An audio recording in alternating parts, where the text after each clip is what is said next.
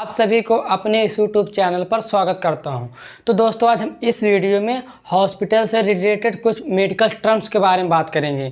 जो कि कोई भी एक व्यक्ति होता है, कोई भी हॉस्पिटल या क्लिनिक में अगर प्रैक्टिस करता है, उसको इसको टर्म्स के बारे में नहीं पता होता। जैसे कि यहाँ ओपीडी है, आईपीडी है। कोई भी नया व्यक्ति या कहीं हॉस्पिटल ट्रेनिंग में सीखने जाता है तो ऐसे टर्म्स बोल दिए जाते, उसको कुछ समझ में नहीं आता। तो हम इसी वीडियो में उसी से रिलेटेड आपको कुछ जानकारी देंगे, जिससे कि आपको भी जानकारी हो सके और हमारे नए यार दोस्तें जो आते हैं मेडिकल या मेडिकल लाइन से जुड़े होते हैं उनको भी जानकारी हो सके। तो दोस्तों, हम ज़्यादा देरी ना करते हो, इस वीडियो की मेन टॉपिक पे चलते हैं। तो दोस्तों, मेन टॉपिक सबसे पहले उस मेडिकल का टर्म सबसे पहले क्या है। मेडिकल टर्म सबसे पहले है ओपीडी।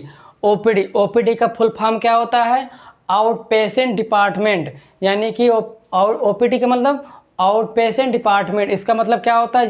जब कोई व्यक्ति यानी किसी डॉक्टर को दिखाने जाता है और वहाँ पे अपनी दवा लिखा कर यानी ट्रीटमेंट करा कर तुरंत वहाँ से चला जाता है अपने घर के लिए, तो वो क्या आता है, उसको ओपीडी बोलते हैं। यानी जब कोई डॉक्टर जब मेडिसिन लिख के उसको घर के लिए भेज देते तो उसको ओपीडी बोलते हैं, यानी कि आउट पेशेंट डिपार्टमेंट। यानी कि इसके फुल फॉर्म से ही समझ में आता है, यानी कि आउट मतलब बाहर, यानी पेशेंट जो बाहर चला जाता है दवा ले करके, उसको बोलते हैं आउट पेशेंट डिपार्टमेंट। और दूसरे नंबर पे क्या है? आईपीडी। यानी कि आईपीडी के अंदर कौन पेशेंट आते हैं? आईपीडी के अंदर इन पेशेंट डिपार्टमेंट। यानी इन मतलब अंदर, यानी कि जो पेशेंट यानी दवा कराने दौरान जो पेशेंट हॉस्पिटल एडमिट हो जाते हैं, यानी जैसे किसी को बड़ी बीमारी है, यानी उसको भर्ती करने की आवश्यकता, यानी कि उसको बोतल चढ़ाने का, इंजेक्शन लगाने का ज़रूरत पड़ रही, तो उसको हम आईपीडी में डालेंगे। यानी कि इन पेशेंट डिपार्टमेंट, वो आईपीडी के अंदर आते हैं पेशेंट। और तीसरे नंबर पर क्या है? ओटी का फुल फॉर्म क्या है? Operation theatre.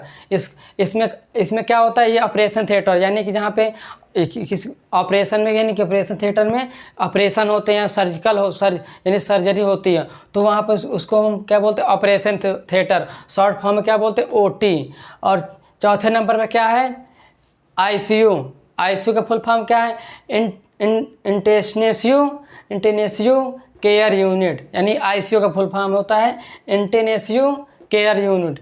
इसमें कौन से पेशेंट आते हैं? इनमें पेशेंट जो यानी कि किसी को भी ऑक्सीजन की दिक्कत हो जाती है, यानी किसी पेशेंट जो बाहर से कहीं से आता है उसको ऑक्सीजन की दिक्कत होती है, यानी उसको यानी कि सर्जिकल, यानी कि कोई पेशेंट जैसे ऑपरेशन करा के आता है, यानी कि ऑपरेशन जब हो जाता है उसको कहीं उसको जैसे कहीं भी एनेस्थीसिया दिया जाता है, उसको एनेस्थीसिया के दौरान उसको जैसे होश नहीं आता, उसको ऑक्सीजन कम हो जाता है, तो उसको जब ऑपरेशन सक्सेस हो जाता है उसको हम आईसीयू में डाल देते हैं, या उसका ऑक्सीजन कम उसको आईसीयू में डाल देते हैं, आईसीयू रूम में डालते हैं, उसको हम आईसीयू बोलते हैं। उसका फुल फॉर्म क्या होता है? Intensive care unit. ये हो गया दोस्तों।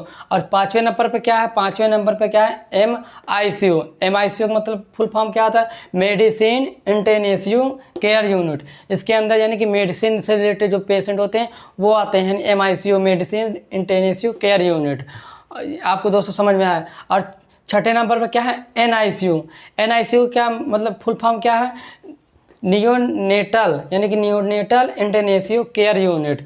ये एनआईसीयू का फुल फॉर्म। इसमें क्या आते हैं? इसमें जो बच्चे आते हैं छोटे छोटे से बच्चे आते हैं, यानी किसी का अभी जैसे 2-3-4 दिन में ही उसका जन्म हुआ हो, या छोटे छोटे बच्चे हैं तो उनको हम आईसीयू में एनआईसीयू में डालते हैं। यानी कि आईसीयू में बड़े जो बुजुर्ग लोग होते हैं, यानी कि एडल्ट लोग होते हैं, उसको हम आईसीयू में डालते हैं। अगर छोटे छोटे बच्चे हैं, जैसे कोई यानी कि 2-3-4 दिन का, 5 दिन का, 15 दिन का होता है, उसको हम एनआईसीयू में डालते हैं, यानी कि नियोनेटल इंटेंसिव केयर यूनिट। तो दोस्तों ये समझ में। और 7वें नंबर पे क्या है? एसआईसीयू। यानी एसआईसीयू में क्या है? Surgical intensive care unit. यानी कि एसआईसीयू का मतलब क्या होता है? इसमें कौन से पेशेंट आ रहे हैं? यानी कि जब पेशेंट का यानी कि इसमें सर्जिकल से रिलेटेड पेशेंट आते हैं, यानी कहीं पे जब कोई पेशेंट ऑपरेशन थिएटर से निकल के आता है, यानी कि कभी बड़े बड़े हॉस्पिटल में ये बने होते हैं, यानी कि सर्जिकल डिपार्टमेंट होते हैं, यानी कि सर्जिकल इंटेंसिव केयर यूनिट होते हैं। अब जबकि जब ओटी से निकल के जब आएगा पेशेंट तो यहाँ पर शिफ्ट हो जाता है, यानी कि सर्जिकल इंटेंसिव, यानी कि सर्जिकल से रिलेटेड पेशेंट जो आते हैं यहाँ पर शिफ्ट करने पड़ता है उनको। तो यही वो चीज़ होता है सर्जिकल इंटेंसिव केयर यूनिट। इनके नाम से ही पता चलता है सर्जिकल। और 8वें नंबर पे क्या है?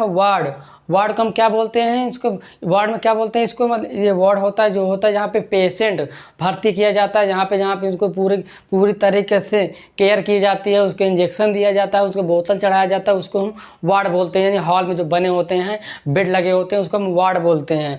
और 9 नंबर पे क्या है, लेबर रूम। लेबर रूम क्या है, जहाँ पे प्रेगनेंसी से रिलेटेड यानी कि डिलीवरी से रिलेटेड पेशेंट आते हैं, यानी कि जो महिलाएं होती हैं, लेबर रूम उसको बोलते हैं। यानी कि जहाँ पे डिलीवरी होती है उसको हम लेबर रूम बोलते हैं। और 10वें नंबर पे क्या है, इमरजेंसी रूम। इमरजेंसी रूम क्या होता है, जैसे कहीं भी कोई एक बड़े बड़े हॉस्पिटलों में इमरजेंसी रूम बना दिया जाता है, यानी कि वहाँ पर हर तरह की सुविधाएं, ऑक्सीजन की सुविधा, मेडिसिन की सुविधाएं, इंजेक्शन की सुविधा, हर तरह की सुविधा जहाँ पे रख दिया जाता है इमरजेंसी रूम में। इसलिए क्यों रख दिया जाता है इमरजेंसी रूम में, इसको इमरजेंसी इसलिए बनाया जाता है, कोई पेशेंट जब आता हो उसको इमरजेंसी में डालते हैं जल्दी से। कोई पेशेंट, कोई जो सीरियस पेशेंट है, उसको जल्द ही आवश्यकता है, उसको बोतल चढ़ाना है, तो उसको हम इमरजेंसी रूम में डालेंगे, तो वहाँ उसको हम इमरजेंसी रूम बोलते हैं। और 11 नंबर पे क्या है, पैथोलॉजी।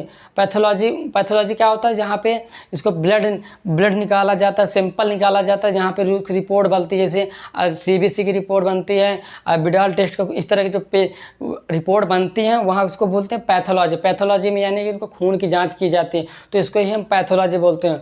दोस्तों ये आपको अच्छी तरह समझ में अगर आया हो तो आप प्लीज़ इसको नोट कर लीजिए। अगर आपको इस जानकारी अच्छी भी लगी हो तो प्लीज़ वीडियो को लाइक कर दीजिएगा। अगर चैनल पे अगर आप नए आए हैं तो प्लीज़ चैनल को सब्सक्राइब कर लीजिएगा। हम आपसे किसी नेक्स्ट वीडियो पे मिलते हैं, तब तक के लिए धन्यवाद।